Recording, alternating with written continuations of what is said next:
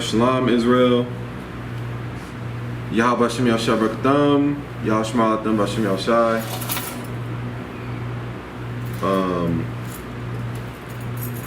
This is the Southern California scripture breakdown.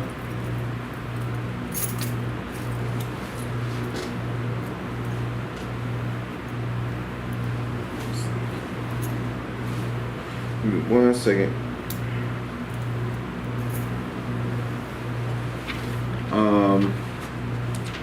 Just holding it down for Captain Godalhar till he gets here. If you have any questions, type in your questions. That way, by the time Cap gets here, we can get him your questions and make sure that they're answered. You understand? Definitely want to make sure that Israel's questions are answered. And throughout the week, whenever you're reading or studying, you want to write down the questions, because a lot of times you may forget your question by the time class comes around. So you definitely want to write your questions down throughout the week. Okay. So let me see, 1 second.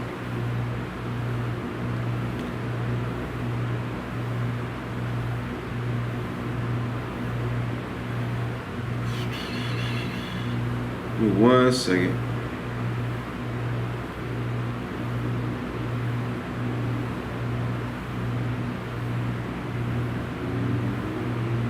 All right, so in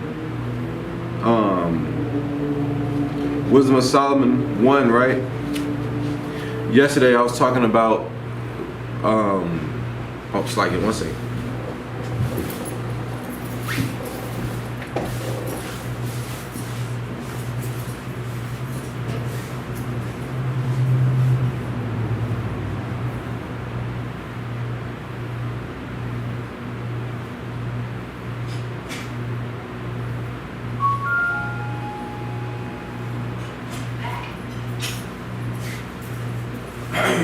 Like,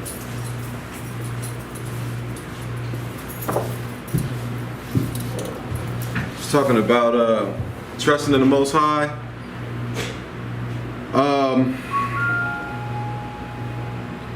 The Most High puts you in situations where that's all you can do. See? And you grow to always depend on trusting in the Lord. Trusting in the Most High and His plan versus what you want in your plan. That's all you can do is trust in the Lord. So, in Wisdom, are you locking it up, Ak?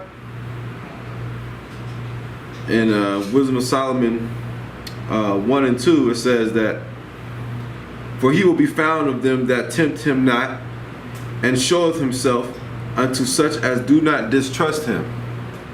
We went over this yesterday. I just want to touch on it a little bit more. That the Most High is pleased when someone trusts in Him.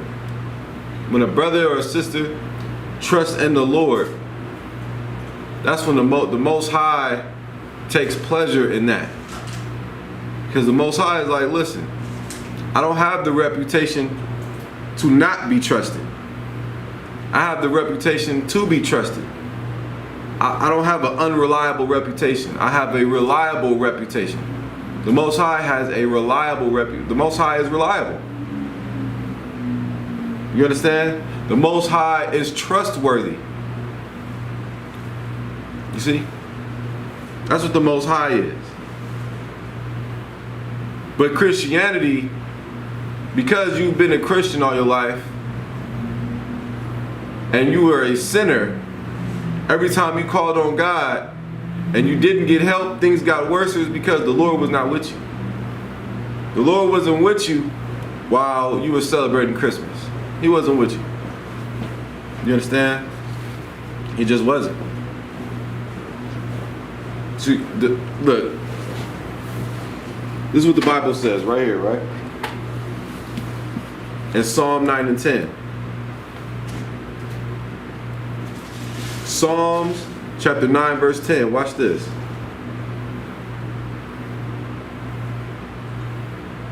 The Lord is found of them as such do not distrust him. Watch this. Psalms 9 and 10. It says, and they that know thy name will put their trust in thee. For thou, Lord, hast not forsaken them that seek thee. How do we seek the Lord? Isaiah 34:16, seek ye out of the book of the Lord and read. That's how you do it. You seek the Most High through reading these scriptures, by constantly praying. No matter how vexed your spirit may be in this place. No matter the situations you're going through, you're always to trust in the Lord. Trust means to rely. You rely on the Lord. When things is out of your control and out of your control, you know, you learn to lean on trusting in the Most High in Christ. You know, whether it be you know, you catching severe hell, catching hell in the truth. You understand? Whatever form or fashion it may be. You know, you might have a grown 17-year-old child who just, it does not seem like they're interested in the truth at all. That can be vexing to somebody, to a father, to a mother. All you can do is trust in the Lord. Whatever the Lord wants, that's what's going to happen. You see? So, let me see here. If you go to Nahum, right? Go to Nahum chapter 1.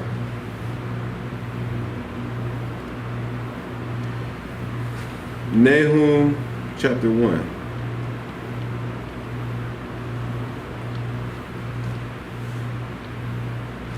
Right? And it says this. Verse 7. Nahum 1 and 7. The Lord is good, a stronghold in the day of trouble, and he knoweth them that trust in him. So you best believe every time you go and pray, every time that you let the Lord know that, yeah, it's like, Lord, I'm catching hell right now, or, you know, give me strength, or, you know, increase my faith, or guide me. The Most High, being in the truth, the Most High isn't going to turn his back on your prayer. He knows you trust in him. Like I said, to trust means to rely on. That's what it means. So do you trust in the Most High? What does it mean to trust in the Most High? How do you trust in the Most High?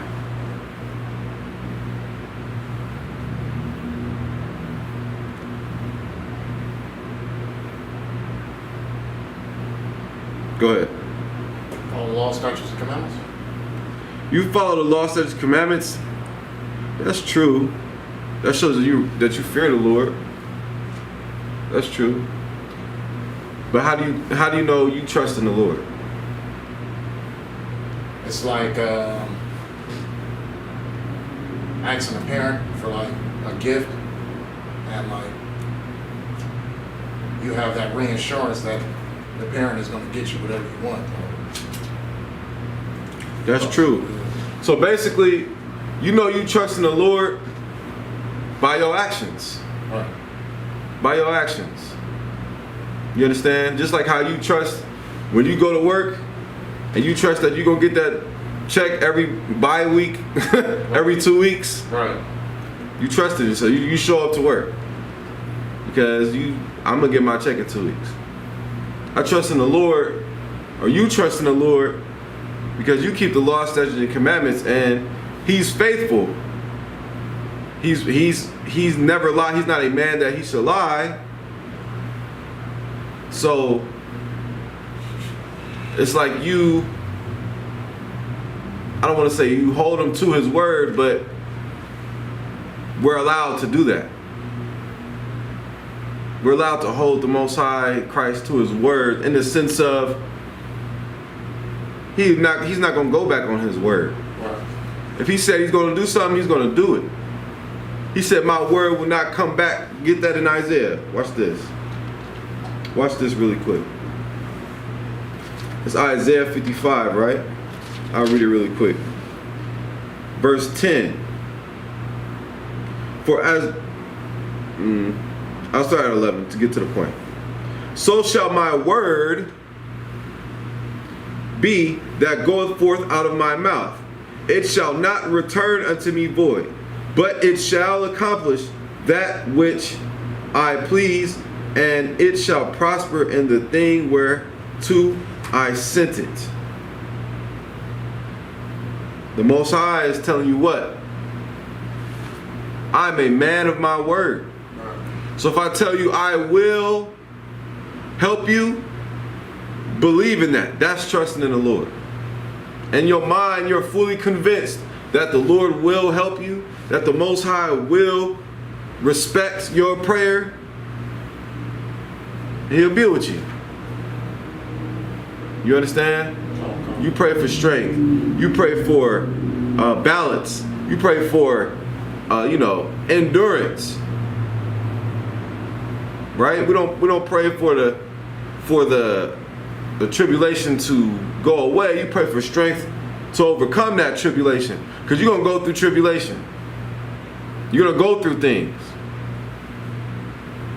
I've been heavy on that all week, but you're gonna go through things, and because you gotta understand that. You really gotta understand that, but you gotta understand more that the Lord is with you while you're going through whatever you're going through. He's the reason why you're going through it. Right. Chastisement. The Most High is going to chastise you. You got to show the Most High that you want this, that you want to be in the truth, that you want to serve Him. Because you ain't just going to get a Hebrew name, or you're not just going to get a position for nothing. You got to work towards that. Right. Just like at your job. You ain't just made a shift leader or, a supervisor. You got to work towards it. We got to work for the kingdom of heaven. You tired of being in America? I'm tired of being in America. Right. I'm tired of seeing my people oppressed. I'm tired of seeing Venezuelans eat cracked eggshells that they find in a dumpster in Venezuela, eating out the trash can. I'm tired of seeing Haitians eat mud like it's a delicacy, because it's normal to eat mud cakes in Haiti. I'm tired of seeing that. Right. I'm tired of seeing black people kill black people. That's why the Bible says, what? Mark them, in Ezekiel 9:4, the Lord told the angel to mark the men that sigh and cry for all the abominations that be done in the midst thereof. The sins have reached unto heaven. The oppression, to where all you can do is trust in the Most High. You gotta really leave it in the Lord's hands. You see? You gotta be convinced in your mind. The Most High is found of them who do not distrust Him. He said it, He meant it. I'm sick and tired of sodomite commercials, sodomite ads on YouTube. You understand? I'm tired of seeing certain stuff. Right? I'm tired of seeing, the Christian church just be the Christian church. Like, I'm sick and tired of seeing it. Right. Thousands and thousands of brothers and sisters in there being lied to, and they're loving the lie. Right. That attention that they're giving that lie, they could be given the truth. But they love a lie rather than the truth. The Most High is a jealous power.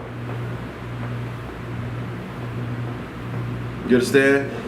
Who's not tired of seeing the native Indians on the reservations? Poor. Homeless. Living in mobile homes with no electricity, no heat.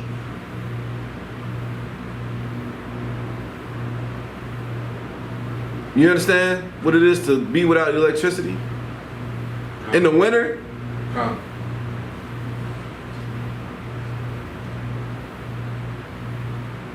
In the summer? They don't have AC, right? You understand? We get drunk. All we do is get drunk. Because we don't know anything else. We're looking for something to fill that empty space in our mind. We're looking for something to satisfy our souls and our spirits and to comfort us. And we go to everything. We go to drugs. You go to your marijuana. You go to crack. You go to heroin. You go to pills. You go to whores. You go to homosexuality. You go to all of those things, and they don't fix the problem. You go to cheating on your husband, and it doesn't fill the void of the pain that you really feel. Check it out. No, yeah, check it.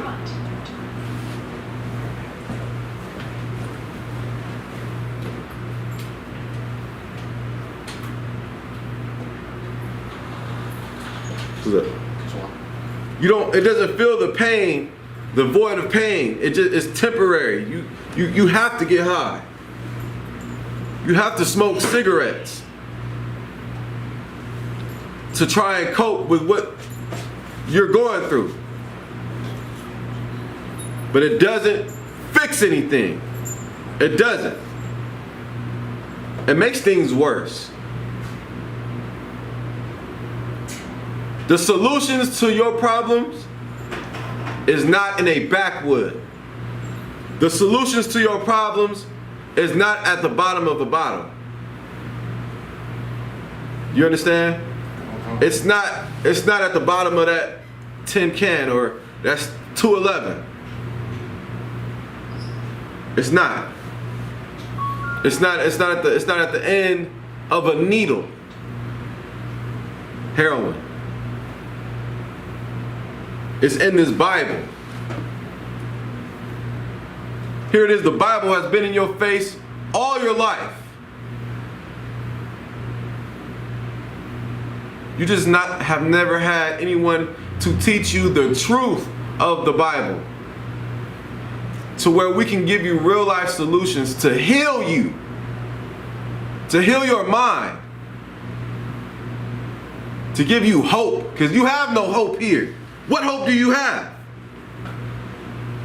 What hope do you have outside of the Most High in Christ, the truth, and the Bible? You gonna go back to the world? What's in the world, huh? Oh, you lead the truth, so what are you? What are you? Black? Oh, you Mexican, right? You're a Mexican. Or maybe you're a Native American. You're a Cherokee.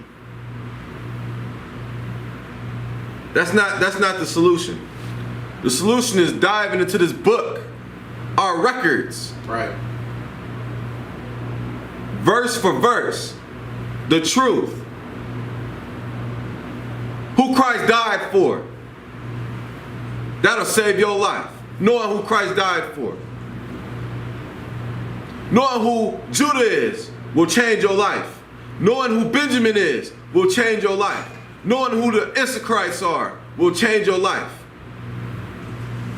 Knowing that the man that oppresses you and that has his foot on your neck will soon meet real justice from the Most High is comfort. Yeah, right. Knowing that things will not always be like this. We will not be the majority in prisons in the kingdom of heaven. We ain't gonna be in prisons. We're not gonna go down to the local county building and beg for food stamps that only last you 2 weeks. They're gonna give you $190. And bread is $5. And then water, and then your essentials. Right? You don't have to grow, we're not gonna have to grow up. According to this Bible, one day our children will be able to play in the streets without a stray bullet hitting them, without someone attempting to kidnap a child. You can sit in your house with a peace of mind. You can go to the park and know that there's no damn sick sex offender watching kids play at the park. That's the land we live in. We live here, where they'll teach your children my two daddies or my two mommies. Those are actual books that will make presentable and show to the kids in a class one day. When you read this Bible, you get the hope that the Most High is going to shut all of that down. And that's the reality. The Most High is going to shut this place down. Right. More. Right. I'm not talking about curfews. I'm talking about totally getting rid of the spirit of this place. Right. Both literally and physically. Spiritually and physically. Salaki. What do I mean by that? This is from California to New York. According to the Bible, this will be one big desert. A desert. You see Egypt? You saw Egypt in its glory? Egypt looked nothing like how it does now. Right. Egypt was glorious. And in regards to it being the most respected kingdom in its prime at its time. But they oppressed the children of God. So the Most High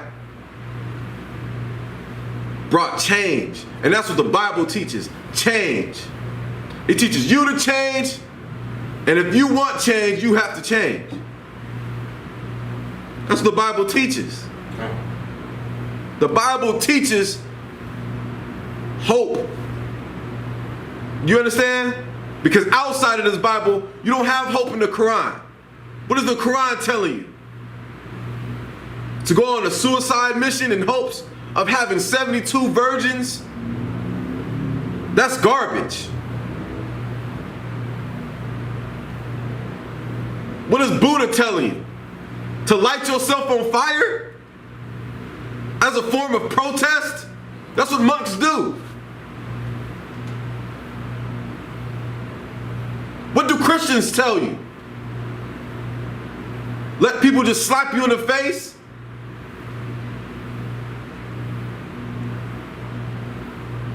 Eat that pork? It's okay to be weak.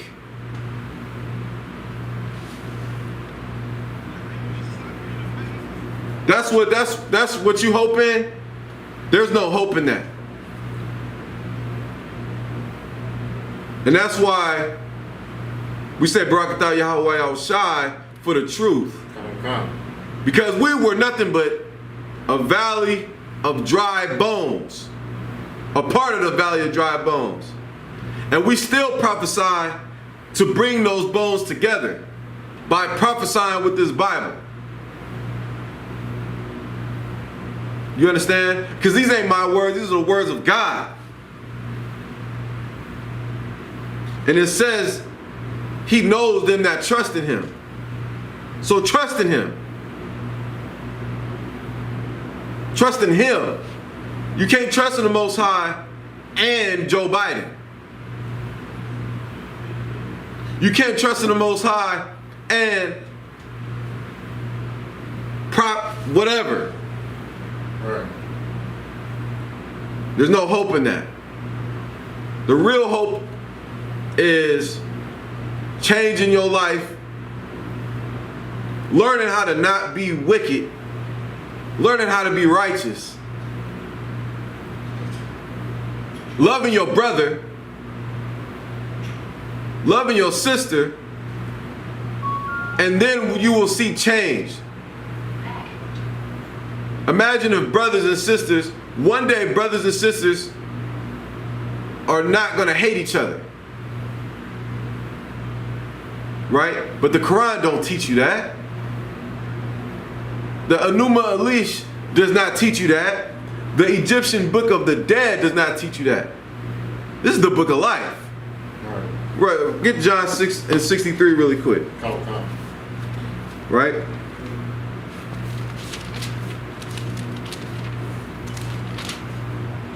John 6 and 63. It is the spirit that quickeneth, the flesh profiteth nothing. The words that I speak unto you, they are spirit and they are life. Without this truth, you are dead. You're not only dead, you are dead. What do I mean by you're dead? You're dead inside. Right. You have no confidence in anything. What do you have confidence in? Making it to the NBA? Or the NFL? Or being a rap star?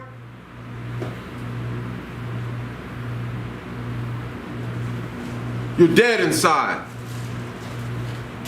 That's why all your favorite rappers get high. Every time you see them, they're smoking weed. In attempts to alleviate the depression that they suffer from. Our people suffer from depression and stress because they're dead inside. But Christ said in John 6 and 63, it is the spirit that quickeneth, the flesh profiteth nothing. The words that I speak unto you, they are spirit and they are life. So when we teach this Bible, just receive life. Receive this hope. Because without this, you're dead. That's right. You're dead without this. You're a lost soul. But that's the importance of Yahushua Hamashiach dying on the cross to bring us back to the Most High and to give us hope. The Most High Christ gave us hope. You see? But going back to trust, right? And Wisdom of Solomon 1 and 2.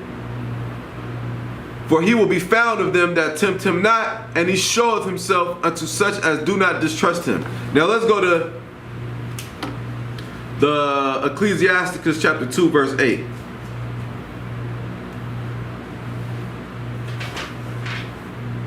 It reads,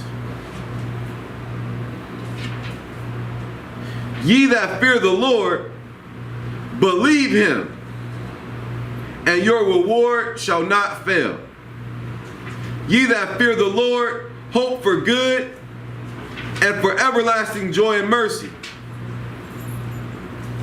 Look at the generations of old, and see, did ever any trust in the Lord, and was confounded? Or did any abide in his fear, and was forsaken? Or whom did he ever despise that called upon him? The brother that's responsible for writing the book of Ecclesiasticus is saying, you read the Bible and you read our records and you tell me whenever the Most High failed anybody. Yes. When did God Almighty, this is an honest question, when did God Almighty, the God of Abraham, Isaac, and Jacob, the Ancient of Days, ever fail anybody? When did he fail Abraham? Never. When did he fail Isaac? Never. When did he fail Moses? Never. When did he fail King David? Never. When did he fail Daniel, Ezekiel, Micah, Zechariah, the prophets, the brothers, Ehud? The Most High never failed. Even when Samson was going off, Samson was sleeping with a whore, and the Most High took his strength from him and was allowed him to be a captive to the Philistines, who he warred with all his life. You understand? Right. And the Most High gave him his last prayer, fulfilled his last prayer, even though his eyes was just ripped out of his skull, and he allowed him to push down the pillars of the building of where he was standing and killed all those Philistines. Slag it, sir. With that, I'm past class, Kevin Goodall. It's like, it's a little candle wax right there. I tried to clean it It's up. all good. You get that strong? It's Water. What you going over at? I was going over the Most High. He never failed anybody in the Bible. Mm-hmm. Like, you know, the Bible says, look at the generations of old and see, did ever any trust in the Lord and was forsaken? Con. You know, that around those lines. Con. Where was you at right now? I didn't have this particular scripture. I was on Ecclesiasticus 2 and 8. Con. You was talking about Samson right now? Con. That's a good story. I was thinking about that on my way here, man.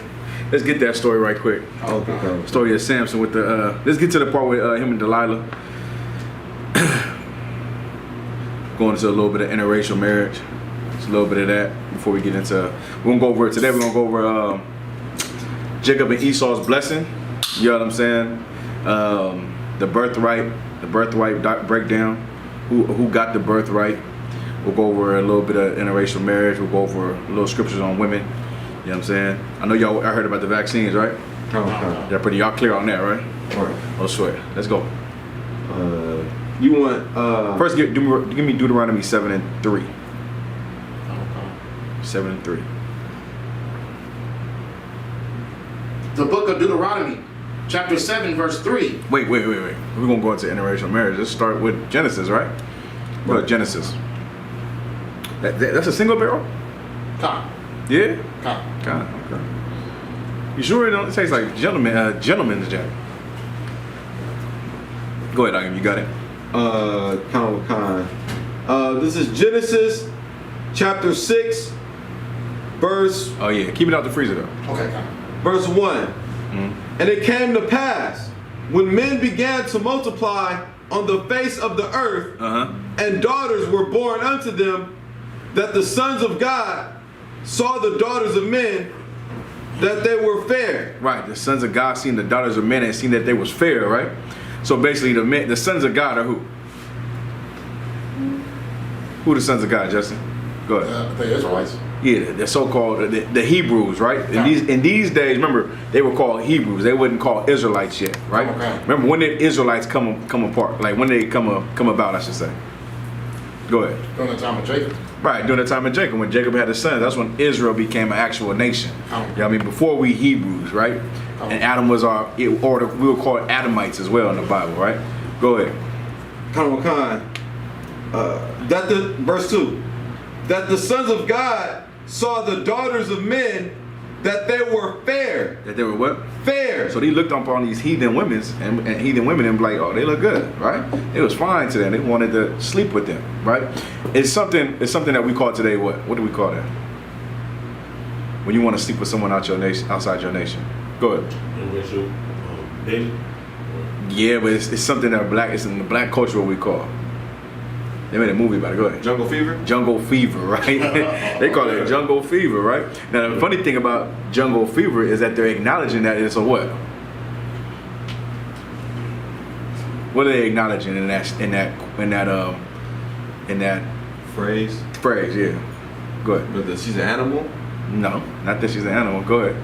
That it's like a I'm trying to think of the word. It's like an awkward situation, like No, that's not that what they're acknowledging. Jungle Fever. Look, think of the word. Jungle Fever. What are they acknowledging? that it's out of our culture. Like, Okay, no, this is what they acknowledging. They're acknowledging that it's a sickness. right. You get what I'm saying, right? They call it jungle fever because they're acknowledging that it's a sickness. Okay, come on. You know, they know it's not right. You know what I mean? Oh. It's like how they would look at homosexuality, right? Back in the day, they would look at homosexuality as a sickness. You know what I'm saying? So they call it jungle fever, right? So now the sons of men are going and seeing these women outside of who they grew up with, outside of the nation, and they saying, "Damn, they look good," right? They thought they was fair. Right? So if you see a heathen woman, how do you feel about a heathen? You think heathen women look good? Carnally, probably you do. Carnally, in the world, you was probably sleeping with them, right? But now, in here, now you know you can't do that. So now, the sons of men went against nature. You know what I mean? It's against nature to sleep with that. That's why you want to do it so bad. It's like something you can't have, right? You see a woman, you know you can't have her. It makes you desire her more. You know what I mean? That's why brothers go get any white woman they see when they go to college. Right. You ever see them cats? Right. They go to college, they're on the football team, and they sleep with the most dirtiest, trashiest white girl they can and marry her. She done slept with like half the football team already.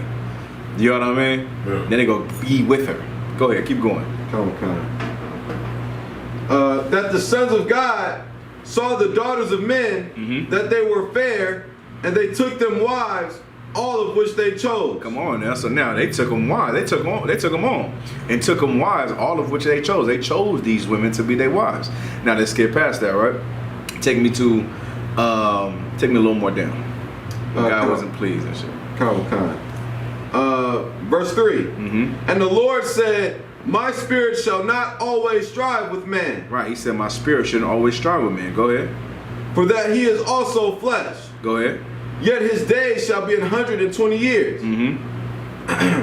Verse 5, I'll skip to 5.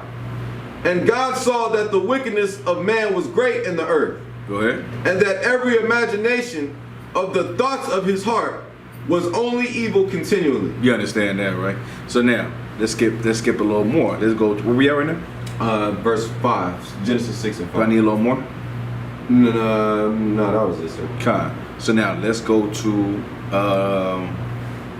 Deuteronomy? No, not Deuteronomy yet. Let me get the Tower of Babel.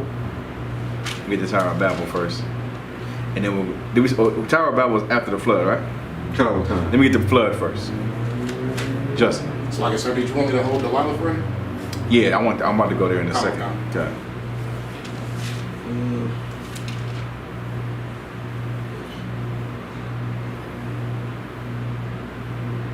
You got it? You want where it started to flood? Genesis chapter 7 verse 11. Go ahead. In the 600th year of Noah's life, in the second month, the 17th day of the month, the same day were all the fountains of the great deep broken up, and the windows of heaven were open. Okay, go ahead. And the rain was upon the earth 40 days and 40 nights. Right. So now, if you want to look at interracial marriage and why the Lord flooded the earth, it was because of that. You understand? It's because brothers took on women that was in their nation. You know what I'm saying? Yes, sir. The Lord said, it's a quote in the New Testament, it's a quote in the Old Testament talking about they was giving into marriage. They was, what's that precept about? They were drinking and giving into marriage, right? Right. Meaning what? They was having a good time. They was doing as they pleased to do. And in that doing that, that angered the Lord. And the Lord wanted to flood the earth and start all over. You know what I'm saying? So people have these questions like, why would the Lord do that? Why would God do something like that? It's because you're evil. Right. You know what I mean? It's because your wickedness. You're going to blame God because of your wickedness. You know what I mean? No, you should blame yourself, right? Right. That's why you always got to look at yourself as me. I'm the person that's doing it wrong. That there wouldn't be no flood if it wasn't for that, right? So now, let me get the Tower of Babel. Oh. It's go ahead. Did you want that precept? Which one? When Christ said? Yeah, let me hear that. Kind. Matthew 24 and 37. But as the days of Noah were, so shall also the coming of the Son of Man be. Go ahead. For as in the days that were before the flood, they were eating and drinking. They were what? Eating and drinking. They were eating and drinking. Before the days of the flood came, what was they doing? Eating and drinking. Having a good time, man. You understand? They're having a good time. Living it up. Partying it up. You know what I mean? That's what they was doing. Something what is familiar with today, right? Yeah. People are just having a good time. They're not paying attention what the Lord wants. Right. And when you don't pay attention to what the Lord wants, he will come like a thief in the night. You understand? Come on. Now, go from there, right? Let me get the Tower of Babel. We're just gonna bring out some separation real quick and we'll go back into that. Go ahead. It's like, sir, when Christ in this verse, so when he says, as in the days of Noah, he said they were marrying and giving in marriage. He was specifically talking about the fact that it wasn't a problem to marry, like to have one of your own. It was the fact that you was going outside your own. Yeah, you was having sex with anybody. All right. You know what I'm saying? That's what it giving into marriage means. Right. Okay. You know what I'm saying? Let's go. Okay. Kind. The Tower of Babel. Yeah, let me get the Tower of Babel. Genesis 11 and 1. And the whole earth was of one language and of one speech. Right, so now you figure that the Lord don't want what? He's telling us, like I'm reading a little more. Go ahead. Khan. And it came to pass, as they journeyed from the east, that they found a plain in the land of Shinar, and they dwelt there. And they said one to another, Go to, let us make brick. Let us make what? Brick. Go ahead. And burn them thoroughly. And they had brick for stone, and slime had they for the mortar. Keep going. And they said, Go to, let us build us a city and a tower, whose top may reach unto heaven. Yeah, I hear this, right? Keep going. And let us make us a name, lest we be scattered abroad upon the face of the whole earth. Right, the Lord, I'm gonna pull a precept in the Apocrypha, right? The Lord never wanted you to come together with anybody, right? And he's gonna break it down in this precept. Keep going. And the Lord came down to see the city and the tower which the children of men builded. Right, when they said the Lord came down, when you hear things like this, what is this? What does this mean when the Lord came down? What's that mean?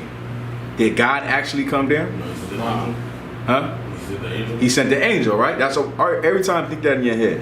About 99% of the time it's an angel, right? That came in. That's the Lord visiting and sending the angel to go check out what is going on, right? So he sent the angel to go visit what's going down. Go ahead. And the Lord came down to see the city and the tower which the children of men builded. Go ahead. And the Lord said, Behold, the people is one. The people is what? One. The people is what? One. He did not want them to be one. He said, Behold, look, check this out. The people are one. Keep going. And they have all one language. And they have all one language. Now, this is the different part. Go ahead. And this they begin to do. And now nothing will be restrained from them which they have imagined to do. You understand that, right? They wanted to come together. What they call that today is a new world order, right? Right. Everybody coming together under one umbrella. This is what they was trying to do even back then. The Lord was against it. Keep going. Verse 7. Go to, let us go down, and there confound their language. Let us go down and what? Confound their language. Why would the Lord want to do that? Right? Why would the Lord want to confound the language of the people? Go ahead, Sawar. So they couldn't be together, so they separate them. Yeah, so they wouldn't be together. You understand that? Right. The Lord wanted you to be together, you will be together. Right? If the Lord wanted love to everybody, why wouldn't we speak the same language? You know what I mean? Why wouldn't we be working together in peace and harmony? The Lord didn't want it like that. He wanted people to be separate. You know what I'm saying? That's why Christ came down and said, I brought not with a peace, but with a sword. You know what I mean? He didn't want you to be close to your family because you knew your family wouldn't make it. You understand? Right. Keep going out. Verse 7. Go to, let us go down, and there confound their language, that they may not understand one another's speech. So the Lord scattered them abroad from thence upon the face of all the earth, and they left off to build the city. Therefore is the name of the city, therefore is the name of it called Babel. Go ahead. Because the Lord did there confound the language of all the earth, and from thence did the Lord scatter them abroad upon the face of all the earth. Y'all understand that, right? I don't know. He did it, man. He went and changed everything and wanted to separate everybody from each other. He didn't want them to come together. He didn't want them to be together. So what you think about you coming with a heathen woman? What do you think that is? Right. You know what I'm saying? The Lord didn't want it. He confounded everybody, changed their language. And what does Babel mean? Anybody know? I know you know that one. You know what it means, huh? Nah, sir. You know what it means, so what? Confusion? Confusion. Perfect. Get a brother a hand. You know what I'm saying? When you hear the word Babel, that Babel means confusion. That's why he called it the Tower of Babel, because he came to confound the people and confuse the people. So now they start speaking different languages, and now they can't what? They can't work together. Right. You know what I'm saying? Now they can't work together. Now they forced to be separate. Now you got that's why you got Chinese people, right? That's why you got Japhetics over on this side. You know what I mean? You got black and Hispanic people. You got so many different people who speak different languages. You know what I mean? Because why we're meant to work with each other, not everybody. That's why America, they call America a melting pot. Because you come here and you start getting along, and really you don't get along, but you coming together under America's umbrella of peace, supposedly, right? So now when you speak a different language, when you speak the same language as your oppressor, you gotta know something's wrong, right? Right. So now let's stay right, let's drop that right here, right? Now take me to Deuteronomy 7 chapter, and the 3rd verse.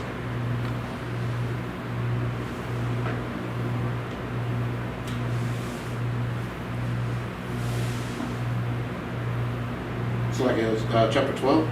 Deuteronomy 7 and 3. 7:3, so like it. I'm sorry. Deuteronomy. Oh, you got it? Thank you. Deuteronomy chapter 7, verse 3. Mm-hmm. Neither shalt thou make marriages with them. Thy daughters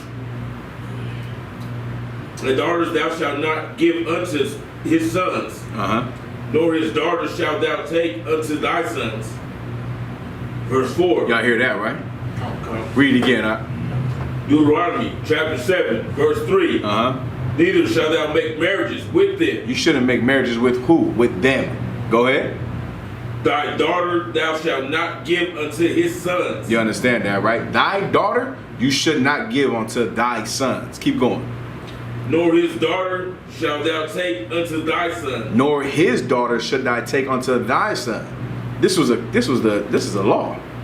You know what I mean? This is the law that the Lord wanted for us from the beginning. Then he went and ran down all the nations that we can't be with. You know what I mean? Who were they? The Africans, right? Because it was our closest, you know, the people closest to us. He said, hell no, don't go sleep with none of them. Can't do it. Lord is against them. Lord is against them. You know what I'm saying? He wanted us to deal with each other and each other only. That's why God had to put Adam in the trance, because if it wasn't for that, Adam would have slept with a heathen too. You get what I'm saying? You got to put him in a deep sleep, because if it wasn't for that, he would have slept with a heathen too, right? So now let's drop that right now. What was I asking the whole? The story of Delilah. Kind. Go ahead. I had a precept. Go ahead, let me hear it. Deuteronomy 32 and 8. Yeah, that's a good one. Go ahead. Deuteronomy 32 and 8. When the Most High divided to the nations their inheritance, when he separated the sons of Adam, he set the bounds. He said the what? The bounds. The what? Bounds. Go ahead. Of the people according to the number of the children of Israel. What's that mean? Set the bounds. Anybody know? What does it mean to set the bounds? Go ahead. Like set the standard? Nah, not the standard. He set the bounds. Go ahead. Would that be like borders? Yeah, the boundary. Boundaries. Yeah, the boundary or the border. Border today, what we call it today, the border. He set the bounds of that. He put their line in between who is who, right? That was the separation. That's why you got, and you go look at the map, you see lines where people can't cross. You can't go to Mexico without, having an ID and passport, right? That's right. You know what I'm saying? You can't come to America without the same thing. A little bit more. You set the bounds of who is who and who can go where. The Lord didn't want everybody to be together. You know what I'm saying? Okay. Now, let me get the story of Samson and Delilah. Okay. But before you go to Samson and Delilah, give me the first one where his parents even said to him, could you not find someone from your own race, right? I'm paraphrasing. Now, mind you, this story is amazing because, as we all know, Samson is what, the strongest man in the Bible, right? Strongest what type of man in the Bible? Warrior. Not the strongest warrior. He's strongest man in the Bible. How? Go ahead. Like by like his strength. Yeah, physically. He wasn't the strongest man mentally. He was one of the weakest, right or wrong. Yeah. So now you know that strength carnally don't mean nothing, right? Remember in the Bible it says what? In Timothy. Bodily exercise profits little. Yeah, kind of bodily exercise profits little. It profit you for sure, but it profits you little. It doesn't do nothing for you. You can't exercise these laws into yourself, right? If you exercising all the time, that's right. That's good. The Lord said that's a good profit, but it profited little if you don't exercise this into your system, just like this brother didn't do. This brother grew up a Nazarite, right? The Nazarite from birth was told never to cut his hair, couldn't have no alcohol, none of that, right? We'll read it. Go ahead. Judges chapter 14 verse 1. It's a good story to show you how you could be strong physically, but weak mentally. And that was this brother right here. He was very, very weak. And what was his weakness? Women. Just like a lot of brothers, right? Right. A lot of brothers' weakness be women. This brother had it bad though, right? Go ahead. Judges 14 and 1. And Samson went down to Timnath and saw a woman in Timnath of the daughters of the Philistines.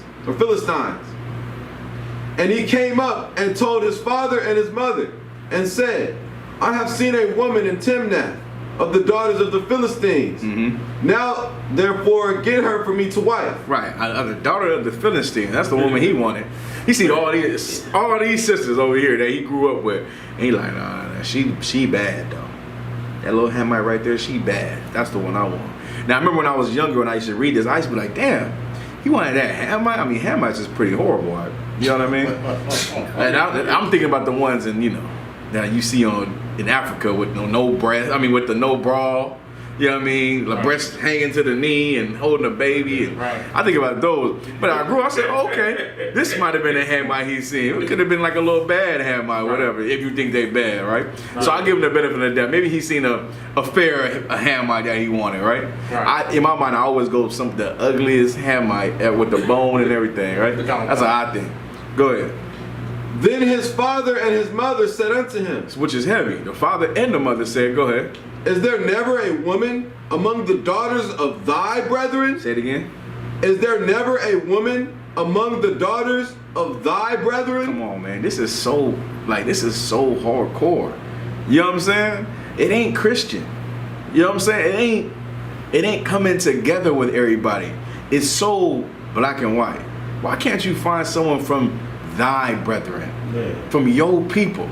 Go ahead. And this is after the flood, right? This is after the flood, exactly. You know what I'm saying? We hard-headed, right? Man. You know what I mean? So this is after the flood. Now, mind you, people will say, didn't Moses marry a heathen? Yeah, he did. But he was in a world when he married her. Y'all understand that, right? Right. He was in a world, and he did the righteous thing by what?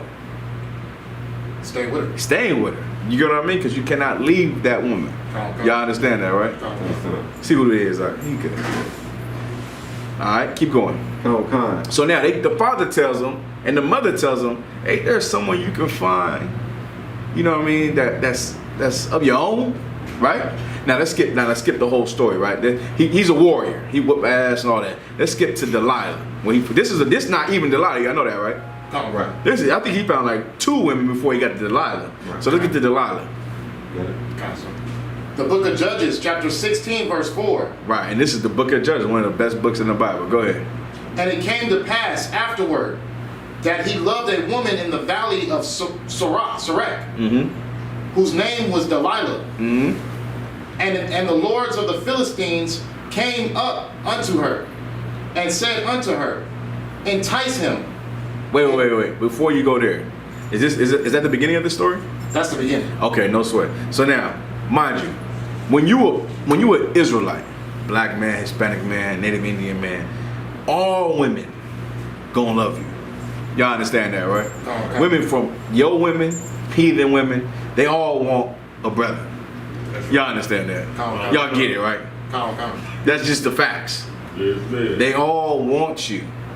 You know what I mean? It's your job to fight them off and not deal with them and deal with your own. That's why sisters get so mad at you, because you want to go the easy route, right? You want to go the easy route. You don't want to deal with them.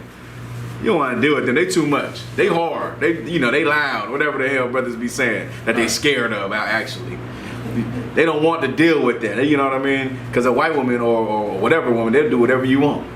Them cats are like Asian women. You ever see them cats like Asian women? I'm like, what the hell? You know what I'm saying? Like, oh, an Asian woman? Right. Like, she like 4'11". You know what I mean? The brother want her though. You want some Filipino sister, Filipino woman. But like, so now, this is the dilemma you have. That all women want you. That's just a fact, right? So now, this is Delilah. He meets Delilah. He falls in love with Delilah. Now, obviously, we know that what do we know about Samson? Go ahead. He's a sucker for love? Oh, man, you read my mind. That's exactly what I want to say. Right. He a big buff warrior, strong as hell, but he is a sucker for love. Like, you know what I mean? And this is why you can't be like this. You can love your woman. You can be in love with your woman. You can, trust her with everything. Like, you can be so in love, but you can't be a sucker for love. Y'all understand? One of the best terms I heard, and I learned this from Gerald Muhammad, and he told us, Commander Heathen taught him this: sleep with the black woman, but don't sleep on her. You know what I'm saying? Y'all understand that? Y'all get that, right? Sleep with the black woman, but don't sleep on her. That was one of the best things I ever heard, because it helps you out. It's like, okay, you can sleep with her, be with her, but don't sleep on what she can do to you. Right. You know what I'm saying? Don't sleep on her, the power that she's capable of. Right. You know what I'm saying? That's something you have to keep in your mind. So now, he is a sucker for love. He's like a big old, I'll kill you, but let me see what she want first type cat. You know what I mean? Right. Let me, I ain't gonna hang out, y'all. I'm gonna go. Gotta see my babe, right? So now, that's who Samson is, right? And we see it. And this is the Bible is showing you how not to be. That's right. You know what I'm saying? It's like, can you say Ezekiel was on some sucker for love type stuff? In no sense. Yeah, I'll get there in a second. But I won't like that. That's going off the topic. That's going off topic. We talking about interracial marriage, right? Go ahead. Come on. So now, they get to Delilah. They tell Delilah what? Man, you gotta get into this cat head. Remember, he's killing these cats left and right. The Philistines. Right. They know that if we can get Samson, we can beat the Israelites. We can get them. But with him, ain't no way. You know what I mean? He taking out 20, 30. What, he took out 40 cats? Thousands. Thousands with the donkey jawbone of a donkey's ass. Man. You know what I'm saying? Like, come on. I would try to set him up with a woman too. How many of us know of stories of women setting up men? Oh yeah. You know what I'm saying? I know a few. Growing up, I know a few. There was a cat, the Mo 3, right? He just got set up by a woman a couple weeks ago. Yeah. So you hear these stories about women setting up men all the time, and it comes from the Bible. You know what I'm saying? It comes from the Bible. It's the best thing. It's the best way to go and kill a man, rob a man, is use a woman as a prop. That's right. You know what I'm saying? And he was good for it because he went against the Lord. Man. The Lord wasn't with him no more. The Lord suffered him. Suffered that he dealt with the one before. Suffered that he dealt with another one. He couldn't suffer it no more. Y'all, he had chances. Y'all get it, right? He had opportunities. And that's what you got to keep in your mind. Sometimes opportunities run out. Sometimes the mercy of the Lord run out on you. Y'all understand? And you don't want them problems. The Lord can only stand so much with you. And then the mercy run out, and then he has something happen to you. Go ahead. It's crazy because these heathen women, these other nations, like they sit there act like I grew up with Asians. Mm-hmm. So they sit there, as long as you rolling with the gangbanging shit, it's cool. But you get what they hate you though behind closed doors. You know what I'm saying? Like, they really hate you. They ain't got no love for you. They talk about in front of me. They talk about blacks and, you know what I'm saying, Hispanics cold. know what I'm saying? But they're like, oh, we're talking about you though. I'm saying you the homie. But you see the hatred. Then women have the same hatred too. Right. You know, every time they gonna good for the brothers, when they try to use them for something that at the end of the day, that's what goes through my mind. If he didn't want to try to talk to me, especially white women, so what kind of evil you got for me, bitch? Like, Yeah. You know what I'm saying? Like, I know it's a setup. Yeah. They're trying to have me in jail or something. That's how you gotta think. It's going to end bad. That's every athlete that ever had a white woman, and see where his money at, right? Right. So now, keep going. So now, then what happened with him? Salakia. Judges 16, verse 5. Mm-hmm. And the lords of the Philistines came up unto her, and said unto her, entice him, and see wherein his great strength lieth, and by what means we may prevail against him. Right. They want to see where his great strength lie, so they can prevail against him. Go ahead. That we may bind him to afflict him. Mm-hmm. And we will give thee every one of us 1,100 pieces of silver. Go ahead. And Delilah said to Samson, tell me, I pray thee, wherein thy great strength lieth. Right. Man, mind you, the scriptures say it like this. She on top of this brother, giving him some box. You get what I'm saying? Stroking his head, touching him where you want to be touched. You get what I'm saying? So she's telling him, where's your great strength lie? Where is it at? Where is it at? And this brother, like, he laying back, he having a good time. And he lying to her, because he know if he tell her, you know what I'm saying, he's going against what the Lord wants, because no one should know, right? Keep going. Come on. And wherewith thou mightest be bound to afflict thee. Mm-hmm. Damn, she's straight out. This would raise a red flag, right? Right. Shouldn't it raise a red flag? Right. But this is the power of women, though. Man. You know what I'm saying? When you are a sucker for love, right? You can't be like that. You can't let someone have that much power over you to where it can destroy you. You know what I'm saying? Yeah. You can't let it. You can't let it happen. You can love them, you know what I mean? But you ultimately have to have power over yourself. You understand that? You have to have what they call self-control, right? Women, what they pour all their love into you. They do. That's right. They rely on you. That's why they get so heartbroken if you do something wrong to them. Because everything they have, they put it on you. Men, you can't put all that into a woman. That's right. Because you're a warrior. You know what I'm saying? She can do that because you're her warrior, right? Right. But when you're a warrior, you have to maintain that discipline. Yeah, right. You know what I'm saying? You have to. You got to be strong. Something can't break you internally. Y'all get me? Oh. Can't break you. You're a man. You're different. You know what I'm saying? You're the person that takes on burdens, takes on people's weaknesses. You feel me? You take on all those things that other people have, and you put it on you because you're strong enough. You get what I'm saying? Okay. But your woman, your kids, they're not strong enough. You know what I'm saying? You might have some brothers, they not strong enough. But you are strong enough, so you have to maintain yourself. And this brother wasn't maintaining himself. You know what I'm saying? He was slipping. You feel me? He was slipping. Keep going. Verse 7. And Samson said unto her, if they bind me with 7 green withs that were never dried, then shall I be weak. No, it's okay. Drop me down to where he actually said it. Right? So now he told her, I think, a few times a lie, right? Yeah. Told her a few times, like, gave her a runaround of what it is. And then she set him all the way good.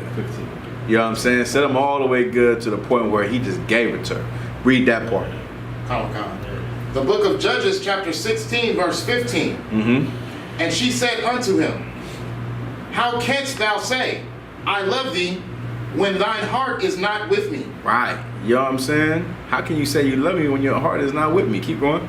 Thou hast mocked me these 3 times. This is the power of women, and you got to be careful of it. A woman can make you feel guilty if you're not strong enough. You make you feel guilty where you just give her your deepest, darkest secret. Right. Now she gonna blackmail you, right? Now she gonna hold it against you because now you're vulnerable. Y'all hear me? Give me Micah 7:5 before you finish that, right? Do not be vulnerable, right? Another thing I learned, and I'm gonna teach you today. Don't let a woman see your nakedness. You understand that? Tell me if you. Let me know if you don't understand it. I'll break it down. Good. Go ahead. But that be like see you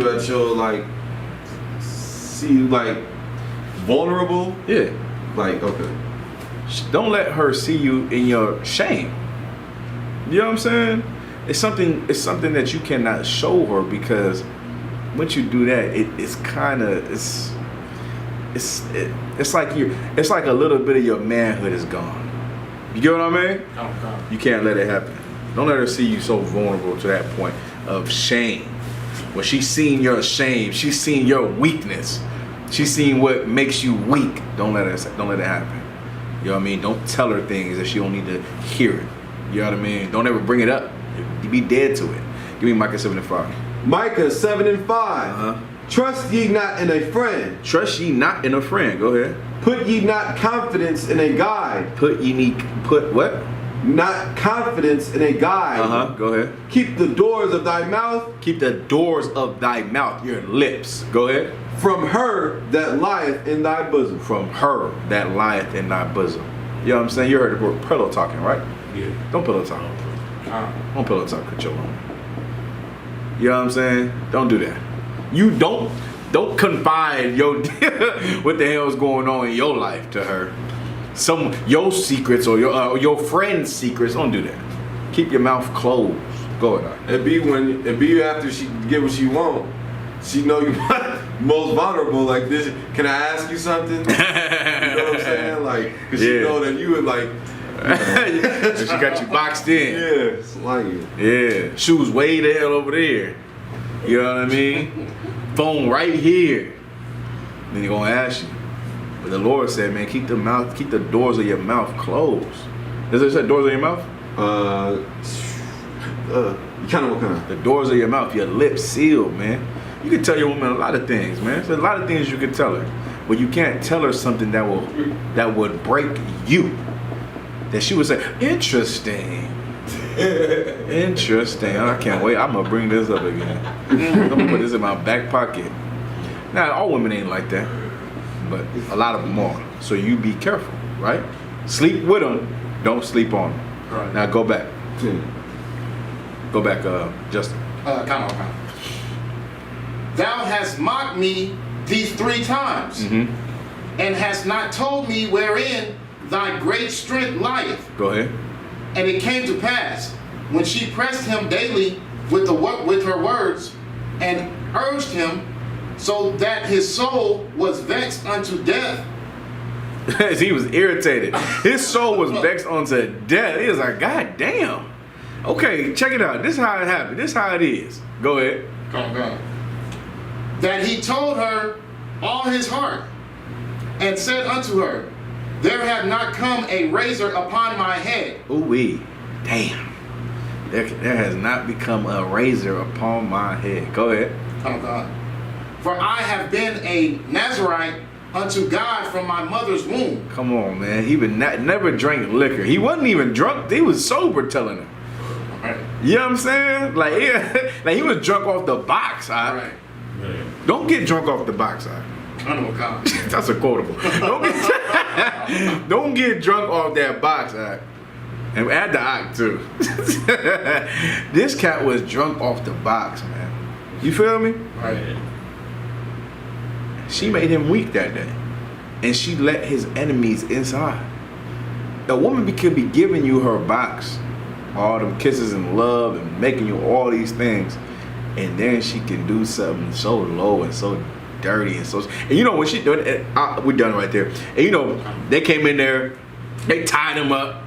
You know what I'm saying? They gave her money, boop, and she got on. They took her away. He's looking back at her like, sorry, bitch. Yeah. And what is she doing? Man. What's she doing? Set the scene. What do you think she's doing? Ramon, what is she doing after they took her and all that? Took him and all that. What do you think she's doing? Doing the same thing to the next person? Nah, what you gonna say, Justin? I was gonna say she going back to horn. Nah. So what? She don't do a damn. She just, you know what I'm saying? Yeah, I feel you. Justin, good. She's celebrating? Nah, she ain't celebrating. What you think, that one? I think that she started feeling bad. Yeah, she crying. Okay. She crying, brother. Like, she's dumb. She dumb. They knew she was dumb. Right. You feel me? Go ahead. Hey, so with Samson, that story always pissed me off. She's trying to kill you, bro. Yeah, nah, yeah. What the fuck did you do with She's crying. She's crying. He's gone. He lost his strength. He lost his opportunity to save Israel. Man. You know what I'm saying? Because of a woman, right? Because of a heathen woman. Man. Go ahead, Top One. It's like, so that's like when you and your woman get into it and she call the police on you, and then when the police come take you to jail, then she start crying. Yeah, Right, she bails you out. Right. She'll call the police on you up and then bail you out tomorrow. Right. Now y'all out, you know, $600 because of anger, right? But this is a story of why you shouldn't deal with heathens. This is a story of why that heathen women should be not by you. You know what I mean? You can see them, you can look them. Brother's gonna look and be like, all right, well, yeah. If she was, you know, a sister, but these is heathens. You know what I'm saying? Right. Not to say all women won't do the same thing. All women are evil too, but the Lord will be with you if you choose the right one. Right. The Lord is not gonna be with you if you choose the right heathen. You understand? We good on that, right? Y'all don't need more heathen breakdowns, do y'all? Y'all get it. Y'all get that we not supposed to sleep with heathens, right? You're gonna end up like Samson. All your strength gonna be gone, and you're gonna be somewhere praying to the Lord to die. That's what he was doing. Right. He's praying to God to die because he was a spectacle. Remember, because they got the greatest warrior. They took his eyes out, and now he's a spectacle.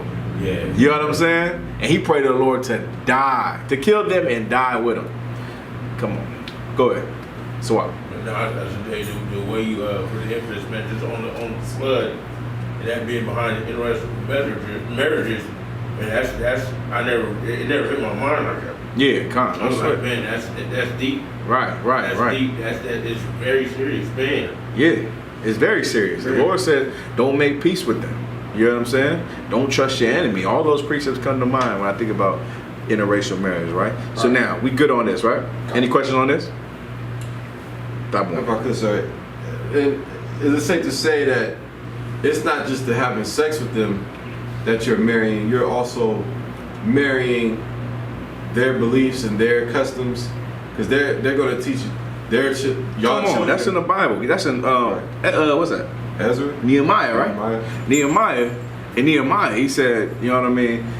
They had children that was half black, half Chinese, and the children were speaking the what's the Chinese people?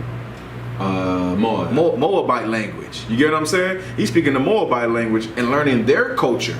And I seen that firsthand. I got a family member who's an Israelite. He married to a heathen, and he took on all her customs, dropped everything he was. You know what I'm saying? And took on all her customs. Right. You feel me? Go ahead. So like I said, is that also in Joshua? Joshua, you have to pull the precept. What did it say? It's like I think it was when he was giving his last speech, and he was saying like, don't lay your daughters or your sons with their sons. And their daughters Probably with their so. daughters. Same thing. You know what I'm saying? It's in a decree. It's in the Bible. You know what I'm saying? To not sleep with these other nations. We have to say it so many times because brothers have no self-control. You know what I mean? Because these women want these brothers and these brothers want them. You feel me? It's what jungle fever is. It's a sickness. It's something that you want that you know you should not have. You know what I'm saying? You know you shouldn't have something, but you really want it. Jungle fever. It's a sickness. All right? Good to go? All right, let's go. Let's get the story of Jacob and Esau, right? Let's get the blessing, right? And then let's break down in the Christian church how they say that Jacob stole the birthright. Y'all understand that, right? Y'all heard that before? How Jacob stole Esau's birthright. Well, we're gonna prove today that was not so, right? Now let's get that. Genesis 25 and 27. Let's start there.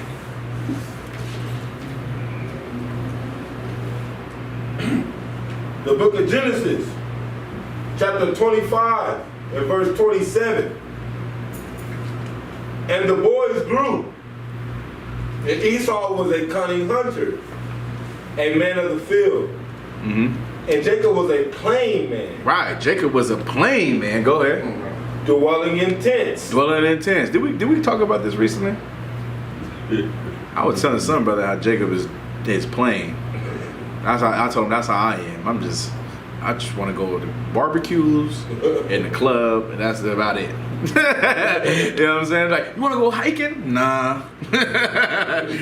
I'm cool. You know what I mean? I don't like that. You want to go rock climbing? Nah, hell nah. I'm give me the remote. You know what I'm saying? Give me the remote, watch the TV. You want to throw some burgers on the grill? I'm with that. You know what I'm saying? I'm trying to kick it. I'm trying to hang out. You know what I'm saying? I'm not trying to be hunting. You feel me? Right. Not like if you know any Edomites, like they work very hard, and they very active people. Like, you know what I'm saying? They trying to climb mountains and wakeboard and shit like that, right? Skydive, bungee jump. Like, I don't want to do none of that. Right. You know what I'm saying? Like, I'm good, man. Like, I'm playing. Like, I'm like Jacob, our forefather, in the tent, chilling. Nah. You know what I'm saying? He in a tent. he come out, food ready? Most High in Christ. That's what's up. That's what I need to know. You know what I mean? He having sex with his woman. You feel me? That's it. He's simple brother, right? Go ahead. God. Verse 28. And Isaac loved Esau because he did eat of his vision. Venison, right? Like venison. No sweat. But Rebekah loved Jacob. Now, this is Isaac and Rebekah, the married couple who had these brothers, right? Go ahead. Verse 29. And Jacob sawed pottage. And Esau came from the field, and he was faint. Go ahead. Now, Esau came to the field, and he was faint. Go ahead. And Esau said to Jacob, feed me, I pray thee. Now, Esau said to Jacob, mind you, right? Esau said to Jacob, what? Feed me, I pray thee. I pray thee is like another way of begging, right? I'm begging you, right? Go ahead. With that same red pottage. With that same red pottage. Go ahead. For I am faint. Go ahead. Therefore was his name called Edom. Therefore there was name called Edom. Go ahead. And Jacob said, sell me this day thy birthright. Read again. And Jacob said, sell me this day thy birthright. Sell me this day thy birthright. Read again.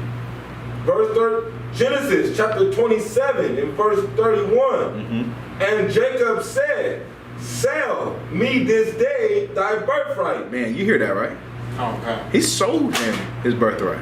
What? Did he steal his birthright? Uh-huh. He sold him his birthright. That's right. Furthermore, the angel came to Rebekah and told him that the elder was going to serve the younger. Who was born first? Esau. Jacob was born second, right?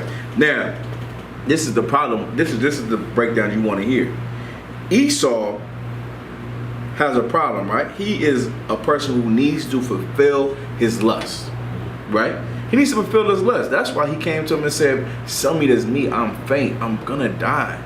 Because his life is about fulfilling his lust, fulfilling his flesh, his carnalities. And that's what, as an oppressor, that's what he teaches to us. You get what I mean? To be satisfied right now. Don't look at the long run. Don't look at what can happen to you, right? It's like someone who smokes cigarettes, right? When you smoke cigarettes, you'll say, right now this feels good. But the long-term effects is what? Cancer. You're going to get cancer, right? But right now, it feels amazing to smoke this. Just like how Esau felt, right? Esau said, I'm hungry now. Instead of waiting to be cooked, you know what I mean? He want to eat the food now. It's not even ready. It's still bloody. You get what I mean? Right. And that's how our oppressor teaches us to be. He pushes how he feels to us. That's why we go and do whatever we feel like doing in America. We want to buy a whore, we buy a whore. Right or wrong. I mean, we want to go get some drugs, we get some drugs. That's how we feel. Feelings matter in America, but in the Bible, feelings don't matter. You understand? Right. You have to learn how to what? Fight yourself. Even how hungry you are, you can be very hungry.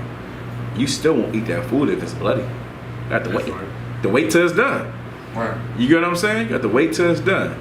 But Esau, he's such a disgusting bastard that he's going to do whatever it takes to fulfill his lust. Right?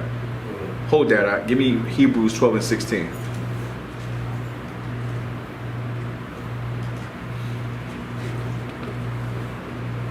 The book of Hebrews, chapter 12 and verse 16. Lest there be any fornicator or profane person as Esau, who for one morsel of meat sold his birthright. For one morsel of meat, he sold his birthright. Y'all understand that, right? Let there be no profane fornicator as Esau, for one morsel of meat, he sold his birthright. Now people say, yeah, Jacob stole his birthright. Nah, Jacob didn't steal his birthright. Two things. Esau sold it to him. And second, the angel came to Rebekah and told her what was going to happen. What was the prophecy of what was going to happen. Right. You get what I'm saying? Now Esau, being a profane fornicator, sold it. He didn't give a damn about that. He didn't fight for his blessing, right? That's right. He didn't fight for that. But Jacob did. Jacob took it. You know what I'm saying? Righteously. You know what I'm saying? By saying, yeah, what would you do for this pottage? Right? All right. Oh, you want to sell your birthright to me? Most High in Christ. Here you go. Go ahead. So did Rebecca and Isaac know that from just knowing the scripture about leprosy, did they feel like from the beginning that Esau was cursed? Esau didn't have leprosy. At the beginning? He did not have leprosy. He didn't have leprosy. Leprosy was something else. You know what I mean? It wasn't what Esau had. Esau, that was his natural skin. And he was red. He wasn't white. Remember that? Now take me back to Genesis, right? Where we was at. Genesis chapter 20, Genesis chapter 25, verse 28. Uh-huh. And Isaac, verse 20, verse 30. Mm-hmm. And Esau said to Jacob, feed me, I pray thee, with the same red pottage, for I am faint. Go ahead. For I am what? For I am faint. Now you hear him, right? This is the spirit of him. He said, I'm faint, like he's near death. Was he really going to die? No. He's just saying that to get the food. Right. You get what I'm saying? He's just saying that because he wants the food. Keep going on. Therefore was his name called Edom. Uh-huh. Verse 31, and Jacob said, sell me this day thy birthright. And Esau said, behold, I am at the point to die. You hear him, right? I'm at the point to die. Keep going. And what profit shall this birthright do to me? And what profit should this birthright do to me? Go ahead, you want to say something? Count, sir. Go ahead. It says, therefore, his name was called Edom. So, what exactly does Edom mean again? Edom is wasted away. Wasted, okay, count. Edom means wasted away. Go ahead. God. And Jacob said, swear to me this day. And he swore unto him. And he sold his birthright unto Jacob.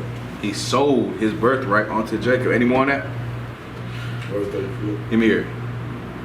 Then Jacob gave Esau bread and pottage of lentils. Slacky, good, right? Oh, Slacky, keep reading, Slacky. And he did eat and drink and rose up and went his way.